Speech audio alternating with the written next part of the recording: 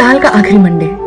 मुझे ये साल इसलिए याद रहेगा क्योंकि ये वो साल है जिस साल मैंने अपने आने वाले मंडेज को बदलने का फैसला किया। एक अच्छी खासी सेटल्ड नौकरी को गुड बाय कहा। लेकिन मुझ जैसे बहुत करोड़ों लोग हैं जिन्होंने अपनी जिंदगी में बहुत बड़े बड़े बदलाव किए हैं। कुछ ऐसे जिन्होंने घर में, परिवार में, कुछ ऐसे जिन्होंने अपने अपनों को खोया है। पिछले 2 सालों में ऐसी बहुत सी चीजें हुई हैं जिनके लिए हम में से कोई तैयार भी नहीं था। ऐसे बदलाव जो हमने कभी सोचे भी नहीं थे कि होंगे। हमारी कोई तैयारी नहीं थी। तो सवाल ये उठता है कि बदलाव के बाद मन को जो थकान लगी है, क्या उसके लिए कोई वैक्सीन है? क्या मन को हिम्मत और हौसले का बूस्टर डोज दिया जा सकता है? बिल्कुल, अपने अपनों को गले लगाकर।